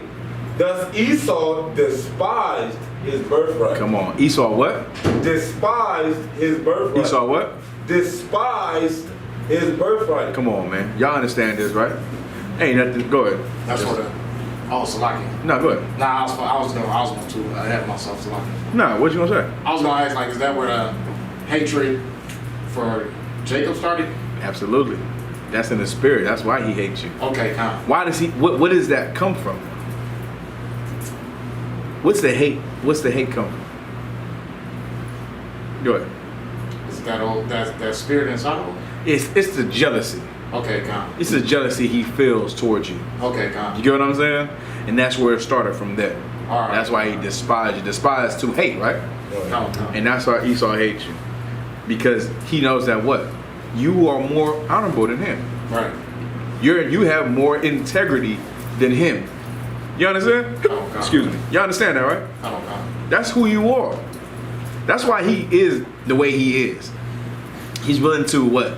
He's willing to throw you under the bus. He's willing to step on you. He's willing to poison you, destroy you, all these things to get ahead. Because that's just who he is. Right. You feel what I'm saying? And you're not like that. Right. You're not like that. I got this handmine on my slavery. Like, I hate this cat. I hate this cat. But he acts like the oppressor. You know what I mean? He's already a heathen, but he even acts like, Africans think they're like, better than black people. Right? Right? So they just like kiss ass more. Mm-hmm. You know what I'm saying? They kiss white people ass like crazy. That's how they're taught. They look at them like they're gods. You know what I'm saying? But that's where it comes from, though. You want to hear that, right? Good to go on that? Okay. There's something else I wanted to go over. Did I say something? Interracial marriage, Jacob and Esau's blessing. We proved that what? Esau sold his blessing, right? Okay. There was something else. Vaccines, y'all good on that, right? Slacky, one more thing. You taking it, sir? Huh? Are you taking that vaccine? Am I taking the vaccine? Yeah. Yeah, if it come my way, I'm gonna take it. I ain't scared of it. Right. You know what I'm saying? That's for damn sure. People, let me get that. Let me get a spirit of the Lord didn't give us a spirit of fear. Go ahead. So, sir, it's okay to take the vaccine? Yeah, it's okay. Brother's been taking vaccines forever. I got a flu shot not too long ago. How long ago was that? When brothers getting flu shots? Maybe like. I had a flu shot when I was a kid. Yeah, I think I had a flu shot about like 8 years ago or so. Go ahead. We all have immunization records. Yeah. We got. I know my kids do. You know what I'm saying? Brothers. The thing is that the internet scares people. You know what I'm saying? The internet scares people so to the point where they believe everything they hear. You know what I mean? They believe everything they hear, so they want to go against the grain. You know what I mean? The bottom line, the point is, don't be afraid of a needle. Fear God. You know what I'm saying? That's the thing. Don't be afraid of no needle. Fear God, man. God controls what's going to happen in your life, not a needle. Right. You know what I'm saying? Go ahead, Justin. So, like I said, I was gonna say, like, isn't that like somewhat like a good thing though, because they're starting to notice who the enemy is? What? What's a good thing? Like them being skeptical of getting a vaccine that's ordered from the government. It's people been like that. Okay. People have been like, there's some people who never been vaccinated Right. to this day. Right. And they're like grown men, grown women who never been vaccinated because they rather not. You know what I'm saying? Now, whether they got polio or something like that, who knows? Probably some of them is perfectly fine. Right. You know what I mean? Good for them. But the point is, we shouldn't fear a vaccine. Fear God. You know what I'm saying? Fear God. If you don't want to take it, hey, you don't got to take it. And if you want to take it, you can. You know what I mean? But don't not take it because you're fear. Right. You feel me? Go ahead. I don't say, I don't understand, like, for me, and I ain't catching COVID. I ain't caught it now, and I don't need no vaccine to make sure I don't get it. Uh-huh. That's just my thing on it. Like, you know what I'm saying? Like, I don't know what they, you know what I'm saying? With the scares, I don't really watch the news, man. Yeah. But that's just my thought process on it. Like, I'm good, I don't need it. Most people hate the doctor anyway. Yeah. You talking about getting a COVID shot, most niggas ain't gonna show up for that. You gonna get a COVID shot, you find out you got, heart disease or some shit. Right. You like, damn, I was perfectly fine before I came to the doctor. The doctor gonna tell you some shit like, you got, you don't need no COVID vaccine, but you got, diabetes or some shit. Like, god damn. You don't even wanna know that, right? You got that out? Come. I wanna go ahead. This is 1 Timothy chapter 1 verse 7. Or slightly. Yeah, 2 Timothy 1 and 7. For God hath not given us the spirit of fear, but of power and of love and of a sound mind. You understand that, right? Of a sound mind. What's a sound mind? Go ahead. Maybe like a peaceful mind. A little more. Yeah, I'll take it. Remember, what you gonna say? Like a wise man. Yeah, wise. You know what I mean? And we at peace with anything because we trust in the Lord. Right. You know what I mean? We ain't trusting in nothing else. You know what I mean? A vaccine, would it help? Hey, if it helps, most I in Christ. You know what I'm saying? But we trust in the Lord. I just took a COVID test Wednesday. Yeah, I took one on Wednesday. Got my results back negative. I'm around all these Israelites. We talking right here. We talking like this. Hey, how you doing? Most high in Christ. Now I'm happy to see you. We talking this close. I took a test, negative. I said, all right, cool. You know what I mean? But, you know, I'm not saying the Lord is with us regardless, but shit, I took one just you know, wanting to see. I just wanted to see, and I'm good, man. You know what I mean? But I'm not in fear of anything. Like, it's the life we live. When you serve the Lord, you should not be in fear. Fear is a demon. Y'all heard me say that before, right? Fear is a demon, man. Fear stops you from being the best person you can be. It makes you lack confidence. You know what I'm saying? When you're in fear. That's right. You know what I mean? And having this job, you gotta be fearless. You feel me? When you ain't here as a priest, man, you gotta be fearless. You can't have nothing come in front of you to where it's stopping you from doing what the Lord wants. You know what I'm saying? Imagine if you don't want to battle somebody because you're in fear. Man. You don't want to go up and speak against something because you're in fear of failing, in fear of not saying the right thing. You know what I mean? In fear of what people will think about you. If you think like that, this ain't the place for you. Right. You have to conquer those things. You know what I'm saying? And just roll with it. Right? Roll with it. Because whatever you say, know the Lord is with you. You know what I mean? I done said some things before. I'm like, was that right? And I hear people like, Most High in Christ. It had to be right then. Yeah. Had to be right. Because the brothers felt me. You know what I'm saying? But because I learned how to not be in fear. You know what I mean? That's right. And when you live like that, you'll be fine. You know what I'm saying? And the Lord didn't give us that spirit to be scary. You know what I mean? Let the Christians be scared. Let our enemies be scared and in fear of their life. But let us be fearless and know that the Lord is with us. We only fear. But we have a what's our creed? The Father we fear. That's it. Right. You know what I'm saying? We don't fear nothing else. The Father we fear, and that's that. You know what I mean? We good on that? That one? Kind of what kind? Give me some more fear breakdowns. I'll give you one right now. Here.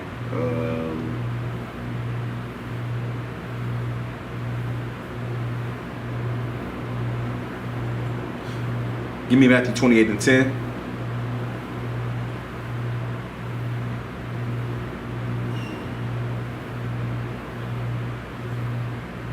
And give me Psalms 34 and 4. Let me get those two real quick. 28 and 10. And then Psalms 34 and 4. The book of Matthew, chapter 28 and verse 10. Uh-huh.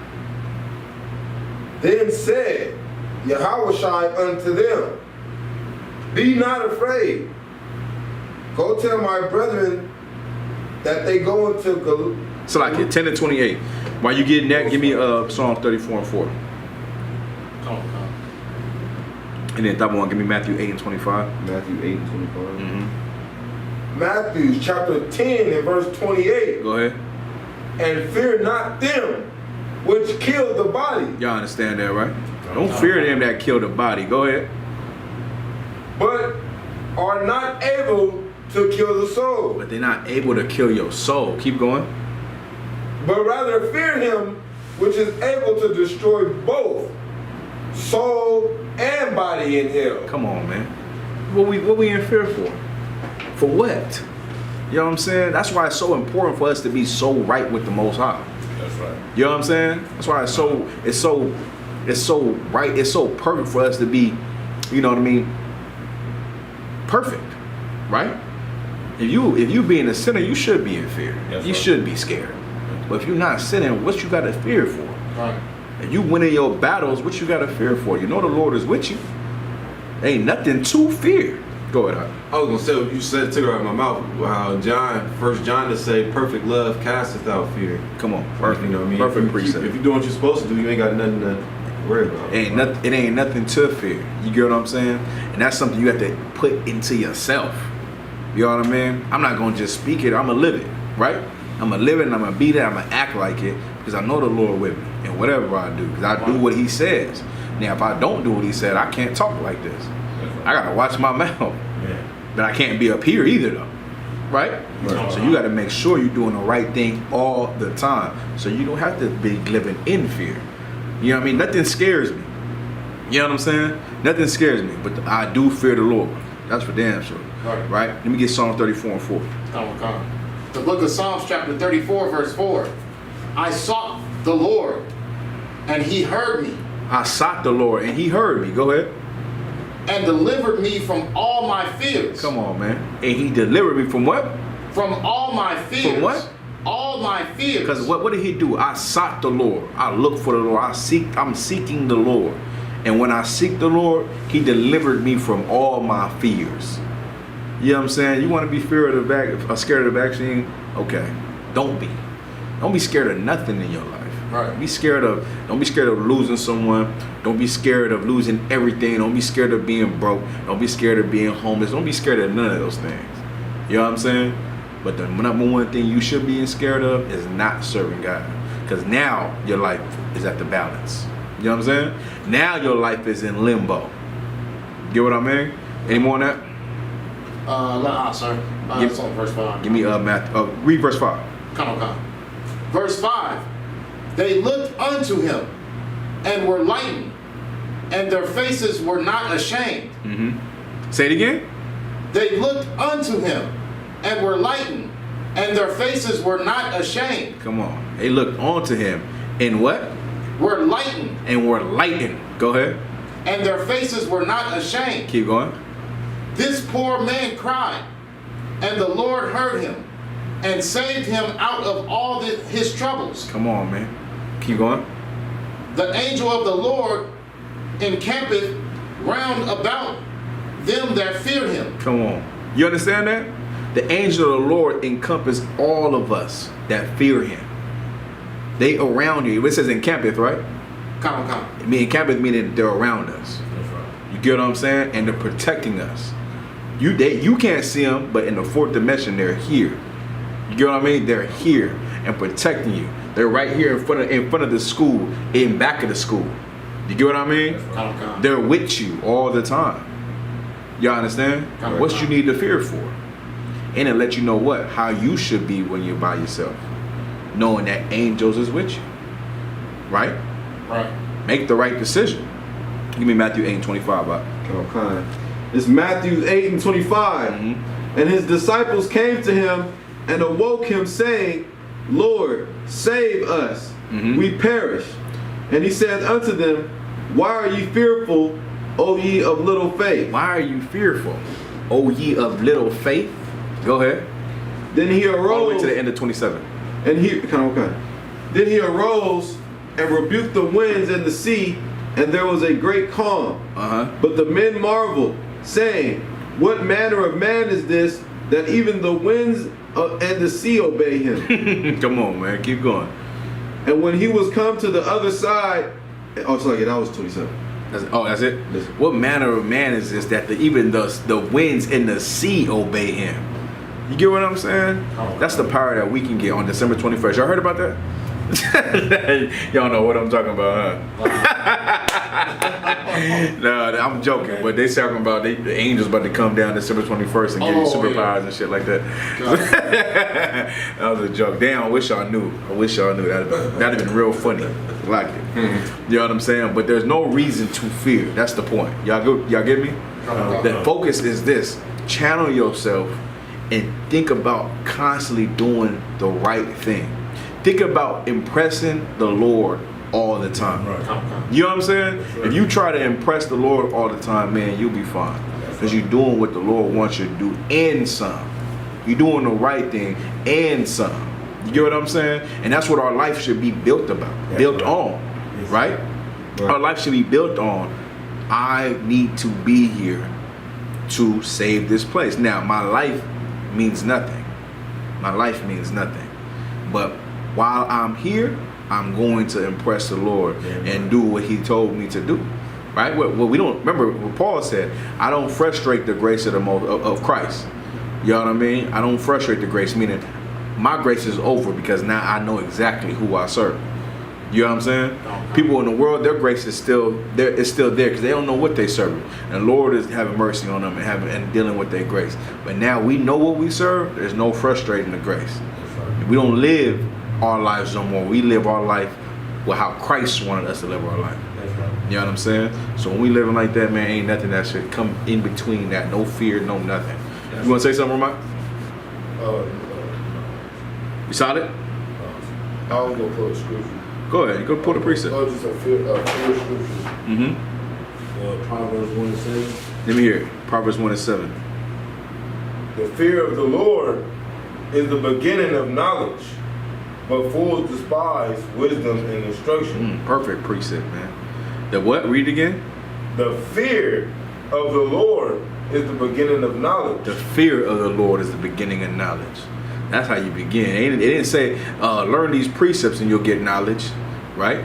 It said the fear of the Lord is the beginning of knowledge. Because when you fear the Lord, you obey the Lord. That's right. What Tupac say?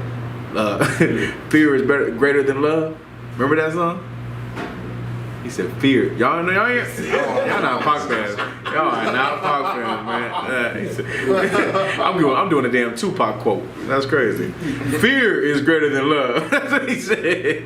That's facts, though, man. Fear, like you think about loving someone. People who love something, they continually disregard them. People say they love their mama all the time. Ain't nobody listen to their mama. Man, real talk. You feel me? Yeah. They say you love your mom, but no one listens to their mother. They always disobey their mother. That's when their father came around. Now it's fear time. Right. Fear is bigger than love. You get what I'm saying? That's right. And when you and when you fear the Lord, that's real love. Yeah. Right. But you fear what He can do to you. Go ahead. Yeah, that's the key. That keep you straight. That like you say, oh, you can't be perfect, but when you have the fear of the Lord, and you anything that come across your path, and any time of day, you know what I'm saying? Yeah. Like man, it keep you straight. Cause it's like man, I can't do that, bro. You know what I'm saying? Right. The Lord will kill my ass, bro. You know what I'm saying? Yeah. Come on. Give me Psalms 27:1. Yeah. Psalms 27:1. Mm-hmm. The Lord is my light and my salvation. Come on, y'all heard this, right? Go ahead. Whom shall I fear? Come on. The Lord is my light and my salvation. Whom shall I fear? What should I fear for? You know what I'm saying? He's telling you in all these scriptures to be what? Ramon. Fearless. Fearless. That's it. A lion is fearless. You know what I mean? You're a lion, you're fearless. You know what I'm saying? The Lord is telling you to be fearless. There's nothing to fear. Nothing. Right. Even when you're faced with death, there's nothing to fear. You understand? Once you put that in your heart, because once you know that your life isn't as big as the Lord's will. You know what I'm saying? That's when you'll know that fear is nothing. Because His will is going to be done with you or without you. Let it be done with you or with you on the right side. Y'all with me? Solid. Any questions? Any questions online or anything? Justin, go ahead. Oh, I was just checking online to see if there's anything.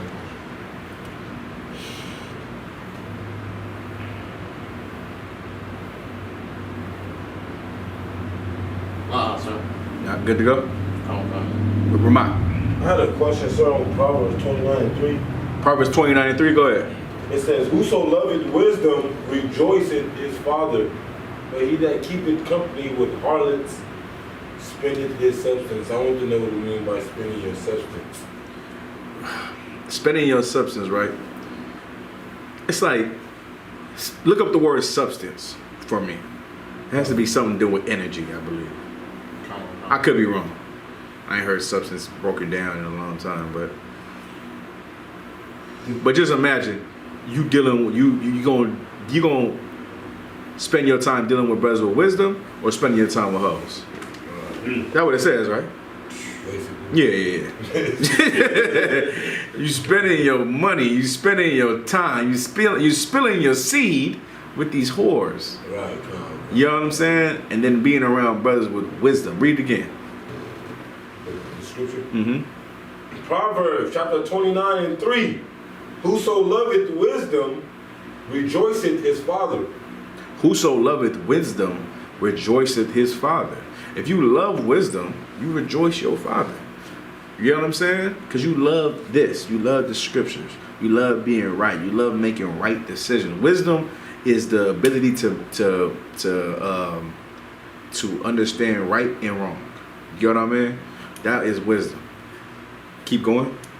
But he that keepeth company with harlots. But he that keepeth company with harlots. Spendeth his substance. Spendeth his substance. Now, what substance means, somebody?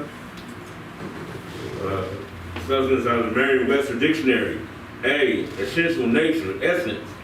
B, a fundamental or characteristic, part or quality. Read that first one again. Essential nature, essence. Essential nature. Your nature is carnal, right? Your carnality of things. The essential things you need in your carnal life is what you'll spend your substance on. It's what these whores. Don't do that. You know what I mean? Not with whores. Women, fine. Whores, no. You know what I mean? We just talked about Delilah was a whore. Right. You know what I'm saying? Yes, sir. And that brother was spending his substance with that sister, with that heathen, and he ended up in somewhere dying. You know what I'm saying? He's supposed to be a brother who the Lord put the spirit on to come and do great things for the nation of Israel, and he go spend that on some heathen woman and turn his back on God. You know what I mean? That's what he did. He turned his back on the Lord after the Lord blessed him with all that strength and might and power to be a great warrior. And he went to go take that warrior spirit out on some heathen box.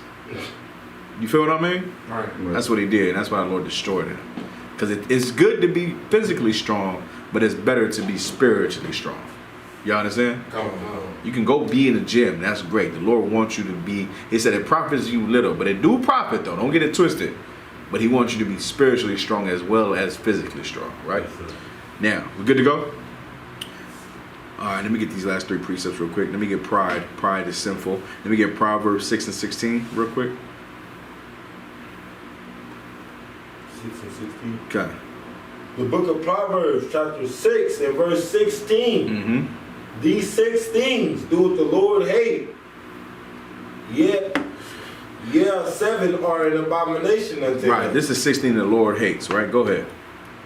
Verse 17. No, read. Oh, yeah, slide. Go ahead. Ooh, top one. I got a question online. All right, let me get this real quick. Go ahead. Keep reading. Kabukan. A proud look. A proud look, right? Go ahead. A lying tongue. That's it. I wanted just that pride. A proud look. What's a proud look? Anybody know? What's a proud look? Justin. That'd be like the women that be like, oh, I don't need no man. I'm independent. Yeah, give me a proud look for your brother too. That would be like, Ramon.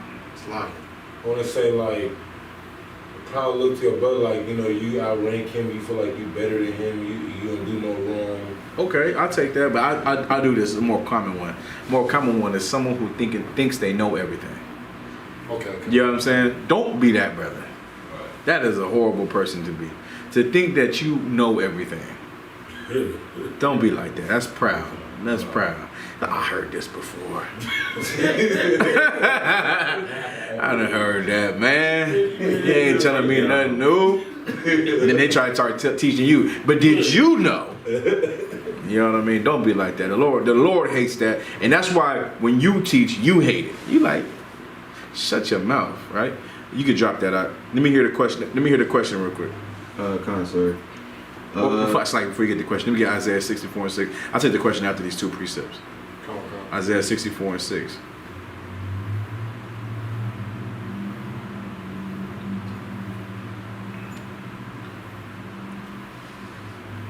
The book of Isaiah, chapter 64 verse 6. Go ahead. But we are, is that all? But we are all as an unclean thing. We are all as an unclean thing. Go ahead. And all our righteousness are as filthy rags. All our righteousness is as a filthy rags. Go ahead. And we all do fade as a leaf. And we all do fade as a leaf. Go ahead. And our iniquity like the wind have taken us away. Right. Like all the righteousness we did is nothing. for all the wickedness that we've done. You get what I'm saying? Come on. Don't ever play yourself and think that you didn't did what you did for the Lord, and now you just the shit now. Don't think that. Man. You know what I mean? Always humble yourself. Right. Always humble yourself in knowing that, man, the work ain't done. We still here. The Lord ain't back. Right. We got to keep working. You feel me? Got to keep working and keep going and keep going. Nothing's accomplished. That's right. It's a lot of good things happening. That's what's up. It helps build the nation. It helps bring us together. Our morale gets better. But the job is not done, right? The job ain't done. All our righteousness are as of filthy rags. You feel me? It's nothing. Filthy rags are dirty. You get what I mean? So our righteousness got to keep continuing, right? Keep drop that out. Give me the last one. Acts 4 and 13.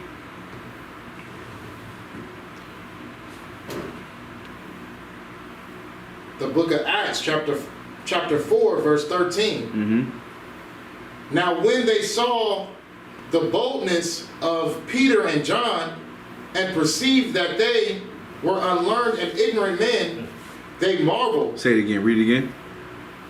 Come on. Now when they saw the boldness of Peter and John, and perceived that they were unclean and ignorant men, they marveled. Go ahead. And they took knowledge of them, that they had been with Yahushua. Keep going. And beholding the man which was healed standing with them, they could say nothing against it. But when they had commanded them to go aside out of the council, they conferred among themselves. Let me hear the first. Okay, keep going, Salaki. Come. Verse 16. Wait, let me hear 13 again. Come. Verse 13.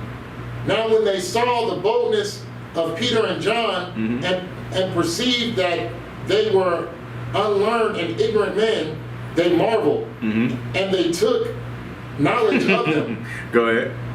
That they had been with Yahushua. Go ahead. And beholding the man which was healed standing with them, they could say nothing against it. Come on, keep going. But when they had commanded them to go aside out of the council, they conferred among themselves, saying, what shall we do to these men? For that indeed a notable miracle hath been done by them is manifest to all them that dwell in Jerusalem. Come on, man. What? Break it down. What just happened? They seen. Who was the two brothers? Peter and who?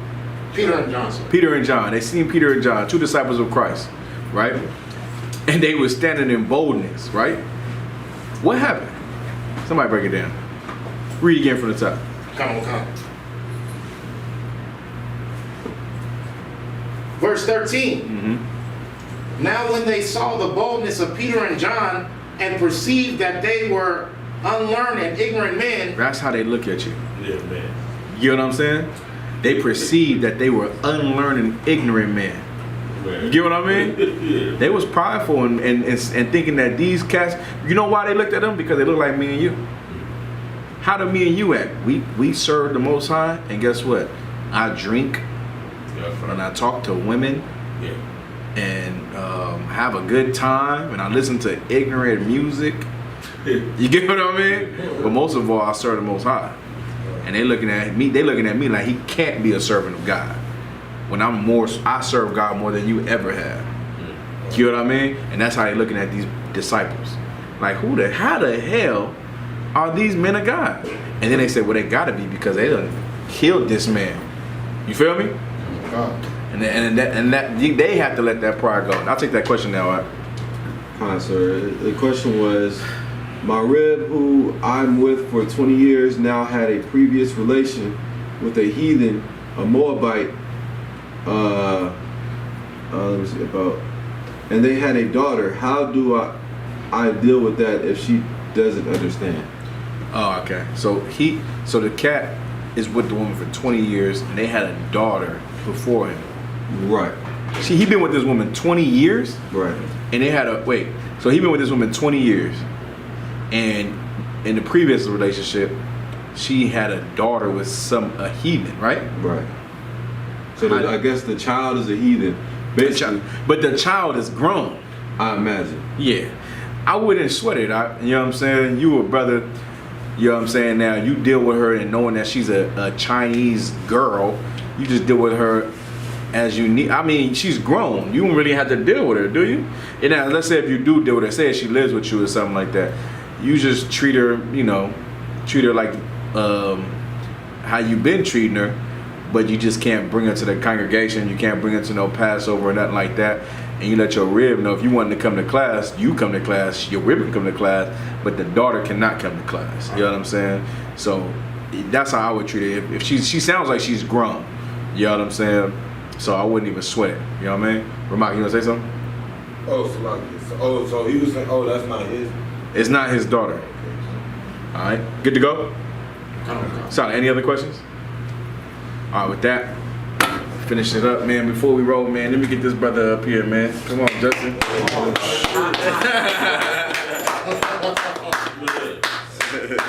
Most High in Christ. Brother said, "Oh shoot." Very unexpected. Most High in Christ. Yeah. Brother, like, about time. Get the anointing prayer out.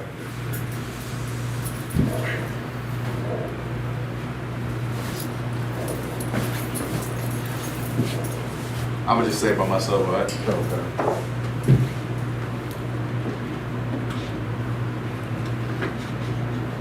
Matter of fact, you come up here, that one.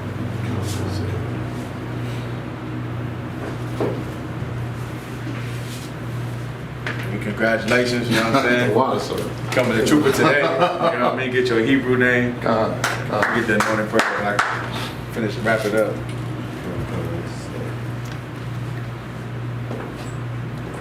Got it?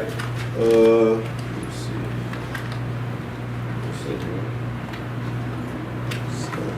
Every prayer but that one? That's what I got in my phone somewhere. Okay. 1 second.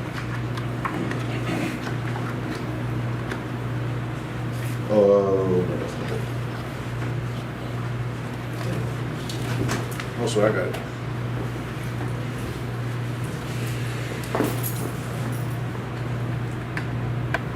First of all, man, clap it up for this brother, man. Woo! You know what I mean? Brother's doing an excellent job. Just like so. Yeah, put the oil on.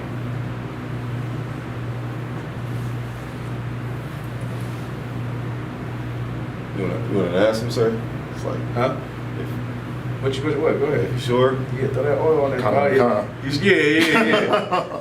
You sure you want to get that oil on your head, man? Sir. I mean, ain't no turning back. Well, I mean, you a trooper, so you know you can wash it off, I guess. You can wash it off if you need to. You know what I mean? Hold on 1 second. God damn. These prayers up. Where the hell is that? Select it, Justin. Thank you, sir. Just like you getting your name, we got to delay it a little bit. Hold on. You know, it's somewhere up in there. Oh, there you go. There. Oh, Lord's Prayer.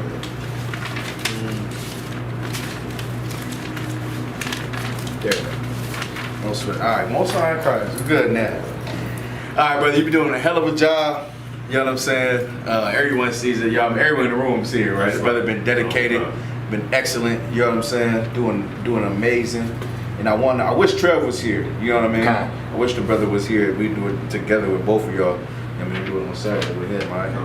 But you know what I mean? You've been doing excellent. You know what I mean? I wanted to tell you how much of a great job you did up in Vegas too. All the work. I know we put you through the ringer. You know what I'm saying? It's only right though. Right. You know what I'm saying? It's only right that we do it to you just like that. And today, you know what I mean? You can get your Hebrew name. 1 second.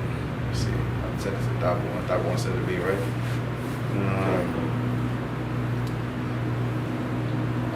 You will no longer be known as your name, but today you be known as Natazak. Ooh, Natazak. Hold on 1 second. 1 second. Let me get it right here. Make sure this is correct. Where's it at? Select. Natazak. Natazak, right? This is your Hebrew name going forward. Natazak. Natazak means victorious or victory.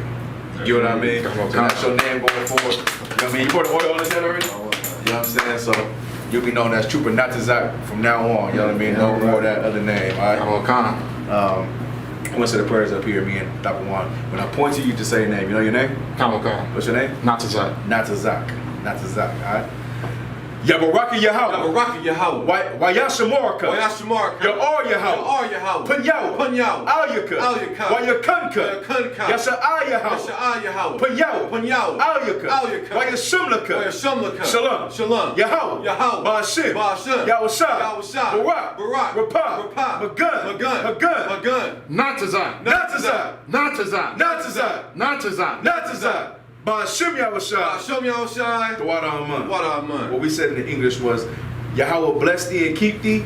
Yahweh make his face shine upon thee and be gracious unto thee. Yahweh lift up his countenance upon thee and give thee peace. Yahweh in the name of Yahweh Shai, bless, heal, shield, protect, not to Zion. Most high in Christ. Congratulations. Come your salad. Come your salad. Come your salad. Congratulations, We're down past class over the preaching officer, Papa One. Israel, mind you. We're going to give one courtesy salute to the teacher. Israel, Amaju Shabbat, Amaju, Barak, Yahweh Hashem Yahweh Shabbat. Yajim Matah, class dismissed. That nigga not to Zach.